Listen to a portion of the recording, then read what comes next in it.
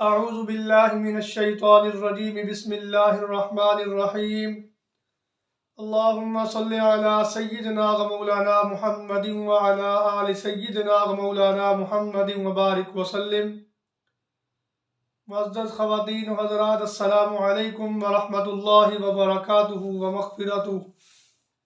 आज का मेरा उन्वान है सजदा सहव, यानी कि नमाज के अंदर जो गलती हमसे सरज़द हो जाती है या कोई वाजिब में ताख़ीर या वाजिब को हमसे कोई छूट जाता है, अल्लाह रब्बुल इज़्ज़त ने हमें रियायत दी है।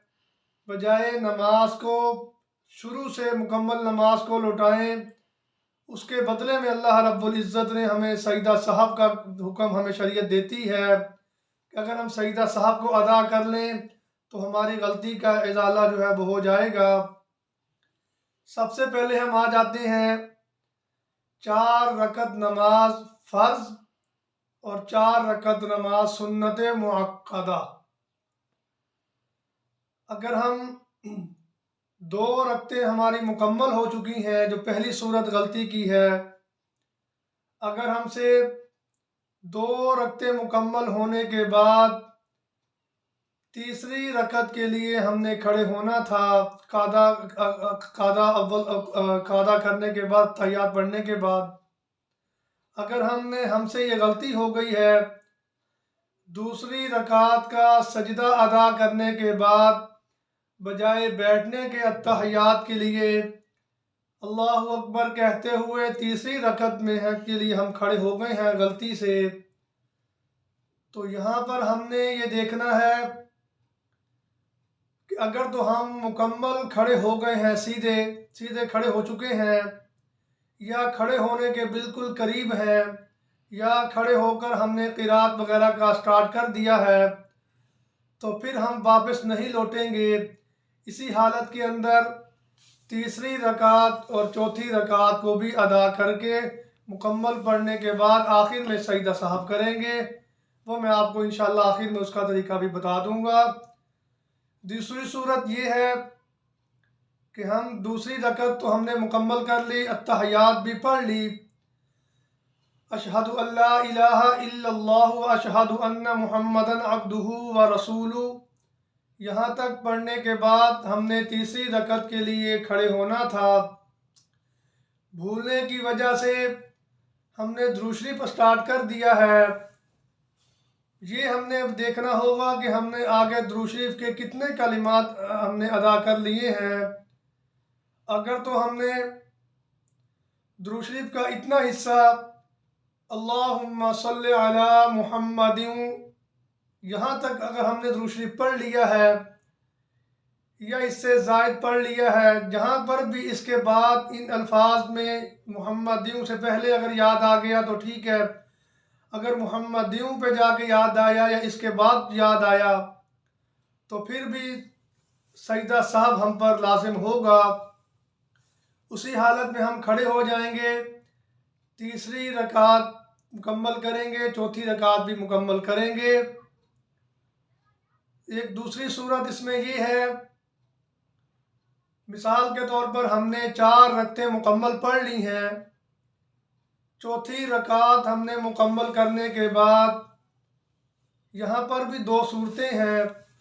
एक सूरत तो ये है, हमने चौथी रकात मुकम्मल की, भूल कर बैठने की बजाय सीधे खड़े हो गए, यानी कि चौथी और पांचवी रकात एक साथ ही पढ़ना शुरू कर दी। अब ये हमने देखना है कि हमें किस वक्त याद आता है।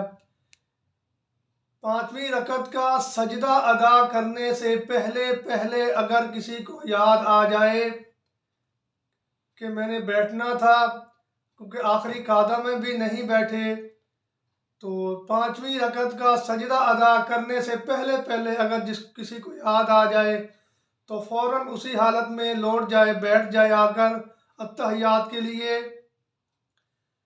जो ही पांचवी रकात का सजदा अदा करेगा तो नमाज जो है वो बातिल हो जाएगी। दूसरी सूरत ये है, अगर चौथी रकात मुकम्मल करने के बाद बैठ गए हैं, अत्तहियात के लिए बैठे हैं। अत्तहियात पढ़ने के बाद फिर खड़े हो गए हैं 5वीं रकत पढ़ने के लिए। उसमें हुक्म ये होगा, अगर तो हमने 5वीं रकत से पहले 5वीं रकत का सजदा अदा करने से पहले पहले याद आ जाए तो लौट आए। अगर हमने 5वीं रकत का सजदा अदा कर लिया है तो फिर हमारी नमाज बातिल नहीं होगी। हमने अपनी नमाज को जारी रखना है। इसी तरह छठी रकत भी उसके साथ मिलाकर पढ़नी है। इसी तरह 4 हमारे फ़र्ज हो जाएंगे, 2 नफल हो जाएंगे। जो सूरतें हैं वो मैंने आपको बयान कर दी हैं। छठी रकत मुकम्मल करने के बाद बैठ जाएं अत्तहियात के लिए। चाहे तो हमें जब चौथी रकात की जो सूरत मैंने बयान की है उसमें अगर हमने लौटना है, अब सजदा साहब अदा करने का जो तरीका है वो यकसा है, एक ही जैसा है। सजदा साहब के लिए हमने करना क्या है, आखिरी तशहुद के लिए जब हम बैठेंगे सलाम फेरने के लिए, अत्तहियात से जब हम पढ़ना स्टार्ट करेंगे, अशहदु अल्ला इलाहा इल्लल्लाहु व अशहदु अन्ना मुहम्मदन अब्दुहु व रसूलुहु, यहाँ तक जब हमने पढ़ लिया, हमने दाएं जानिब मुंह को मोड़ के अस्सलामु अलैकुम व रहमतुल्लाह कहकर, जिस तरह नमाज के लिए सजदे, नमाज की रकत के सजदे अदा करते हैं, अल्लाहु अकबर कहते हुए सजदे में जाना है। सजदे की तस्बीह अदा कर कर अल्लाहु अकबर कहकर सजदे से उठ कर बैठ जाना है। जैसे आम नमाज की हालत में पहले और दूसरे सजदे के दरमियान हम बैठते हैं कुछ सेकंड के लिए, इस तरह बैठने के साथ दूसरा सजदा हमने अदा करना है। 2 सजदे मुकम्मल जब हो जाएंगे फिर हमने बैठकर अत्तहियात के लिए जब हम बैठेंगे, अत्तहियात का स्टार्ट हमने दोबारा फिर से अत्तहियात से ही शुरू करना है पढ़ना। अत्तहियातु लिल्लाह से पढ़ना शुरू कर कर दुरूद शरीफ और दुआम जो दुआएं हैं वो पढ़ने के बाद हमने सलाम फेर देना है। बाकी तरीका वही है, पहले दाएं जानिब और फिर बाएं जानिब। ये हमारा जो सजदा साहब का जो तरीका है वो इस तरह हमारी नमाज जो है वो दुरुस्त हो जाएगी।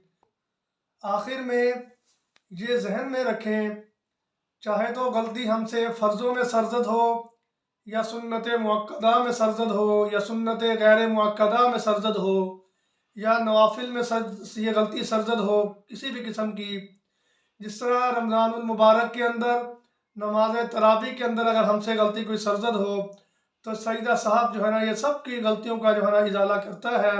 सब में हमें ये सजदा साहब को करना होगा।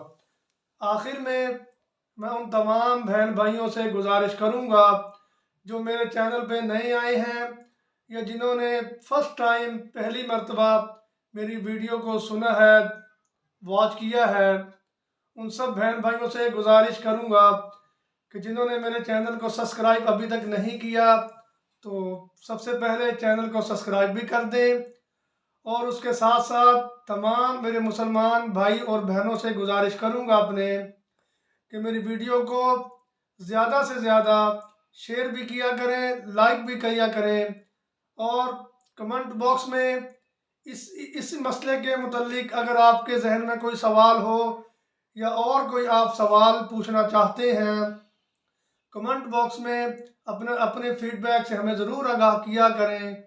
अल्लाह रब्बुल इज़्ज़त हम सबको हक सच बयान करने की और हक सच पर अल्लाह रब्बुल इज़्ज़त अमल करने की तौफीक अता फरमाए।